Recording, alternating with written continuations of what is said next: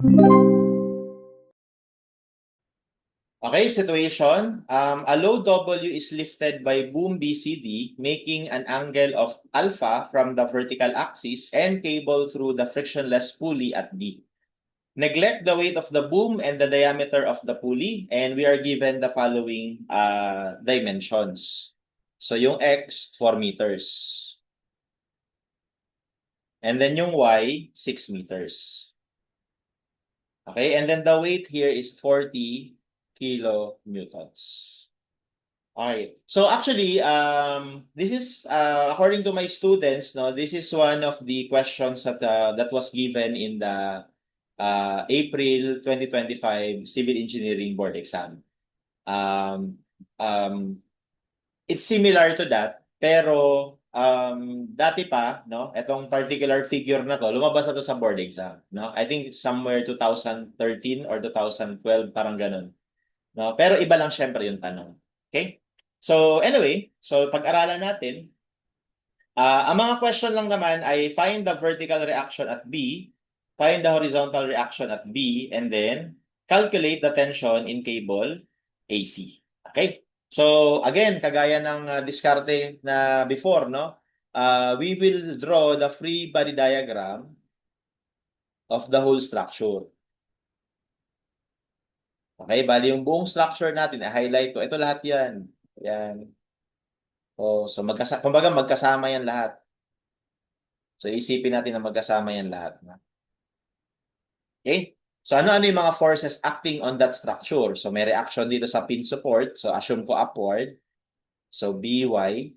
Tapos may reaction din sa horizontal. Tawagin ko na Bx. And then dito may reaction din. Tawagin natin na Ay. Tapos horizontal reaction. Tawagin natin na Ax. And then ito yung weight. No? May weight dyan na W. So yan lahat ng force acting on this body. Now, to solve for one of the reactions, actually pwede tayong mag-moment sa A to solve for Bx. No? Bakit? Kasi pag nag-moment tayo sa A, magiging 0 yung moment ni Ay, magiging 0 yung moment ni Ax, tapos magiging 0 rin yung moment ni By kasi dadaan siya doon. So ito na lang yung unknown, di ba? So gawin natin yun. Let's take summation of moment at A equal to 0. I'll assume counterclockwise positive. So we have, unahin ko na yung Bx. The moment arm of Bx is 6. So ito yung distance niya, 6. So ang rotation niya about A ay counterclockwise. So positive yan. Next yung 40. So 40, ang moment arm ng 40 ay 8. Okay? So guys, kung merong sanang binigay dito na radius ng pulley, kasama yon, no? Kasi meron pa siyang meron pa siyang distance doon eh. Kaya lang sabi dito, neglect the diameter of the pulley. Okay? So, ibig sabihin, gamitin na lang natin to as the distance of the weight W, no? So that's why 8 lang siya. Tapos ang rotation niya about A is clockwise, so negative. And that's it. Wala nang ibang force. So therefore, Bx can now be calculated.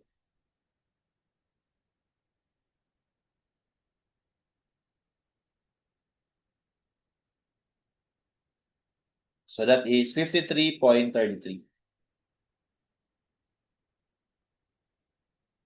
kilonewtons. Okay, so therefore, may sagot na tayo sa number 2, no? Letter D. Okay?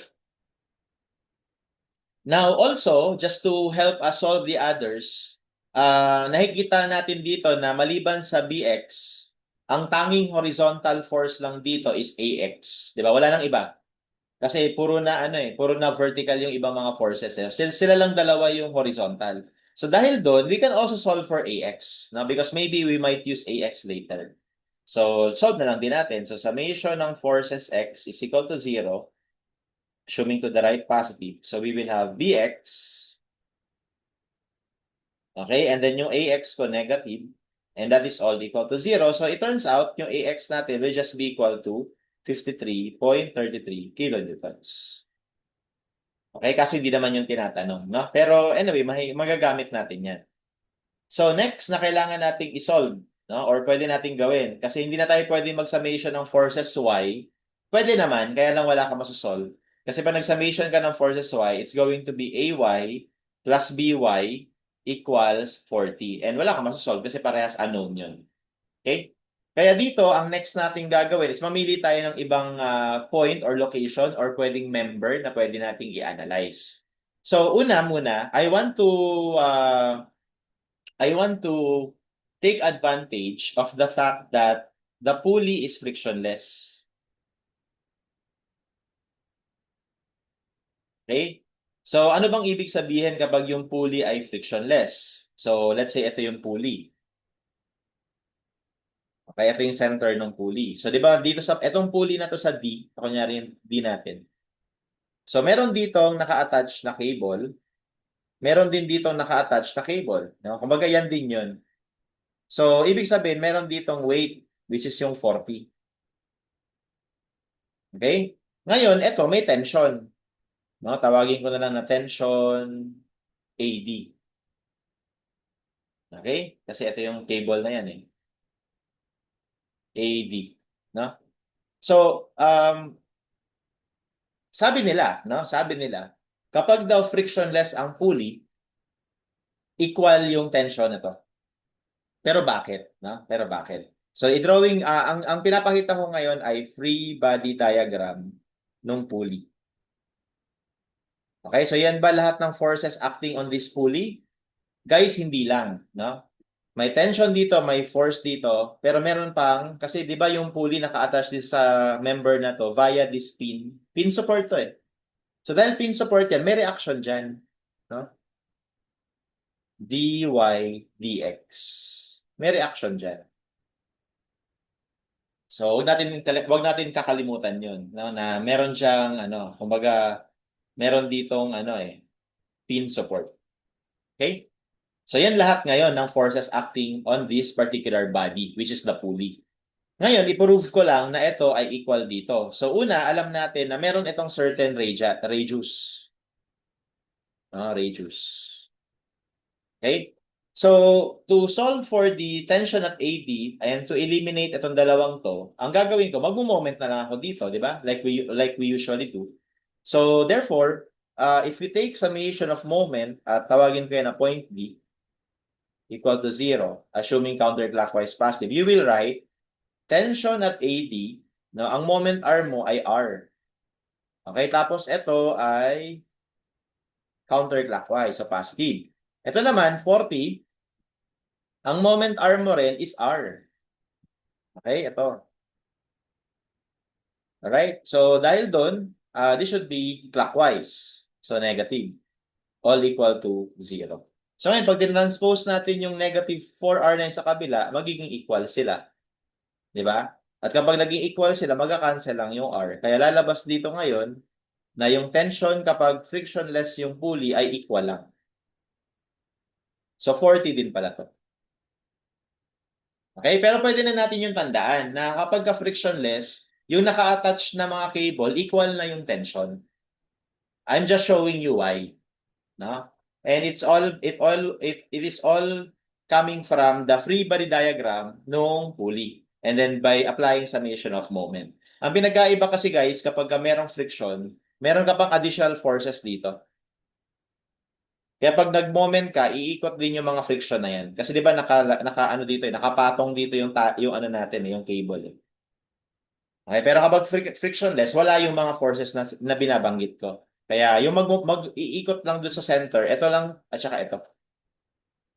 Okay? So dahil alam natin ngayon na yung tension dito ay 40 pala, no? Okay? So strategically, pwede tayong tumingin dito sa ano na to, sa joint na to. Kasi alam ko na to, alam ko na rin to. Ang unknown na lang dyan is itong AY at saka itong cable na to. Okay? At dalawa na lang yung unknown. And kapag 'di ba, dalawa yung unknown, equilibrium equations are enough to solve those two unknowns. Okay? So let's look at the free body diagram of joint A.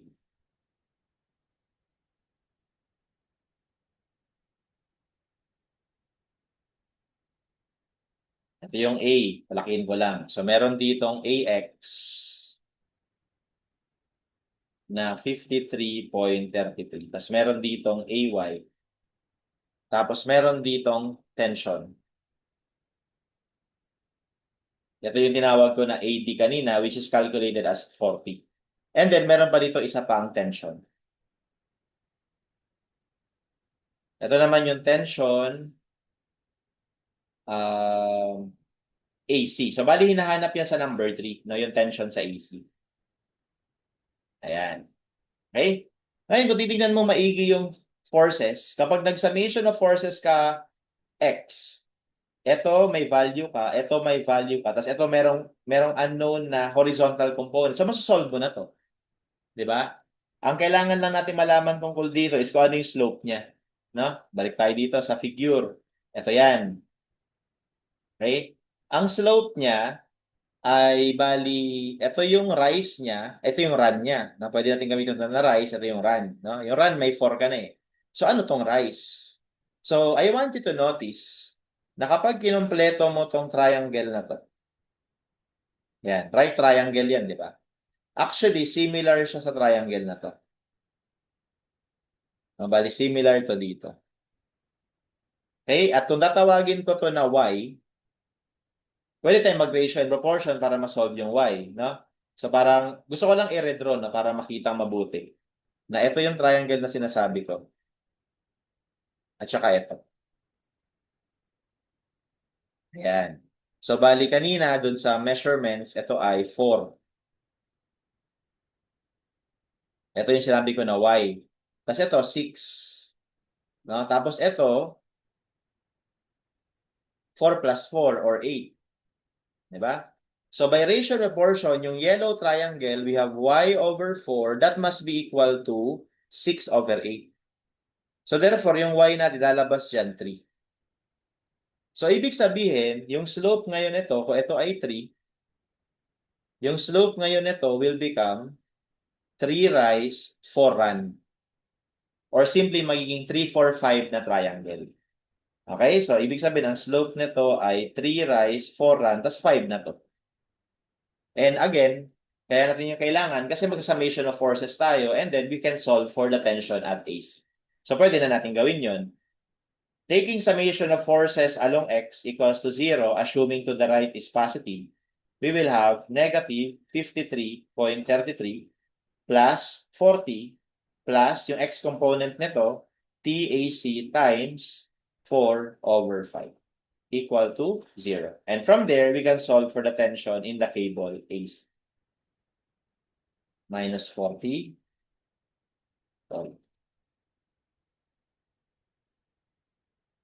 Times 5 over 4. So that gives us 16.67.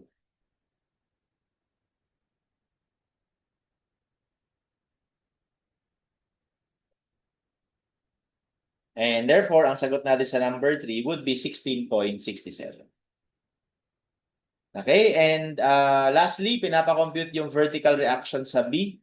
Actually, sa current free body diagram na to, masosolve natin yung AY. And kung babalik tayo ngayon sa whole structure free body diagram, kapag may AY ka na, masosolve mo na si BY. Okay? So, solve muna natin si AY. So, to solve for AY, let's take summation of forces. Y equal to 0, assuming upward positive. We have AY, upward, and then downward yung tension sa AC. So, ang Y component nun ay 3 over 5. So, therefore, yung AY can now be calculated. So, times 3 over 5. So, our AY would be 10. Okay?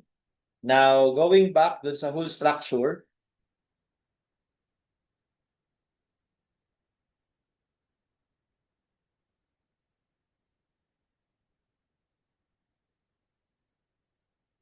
okay? If you take summation of forces Y equal to 0, assuming upward positive, ito yung whole structure, guys. Ito. Okay, so AY plus BY is equal to 40. Or di kaya AY, positive kasi upward, plus BY, tapos minus 40 is equal to 0.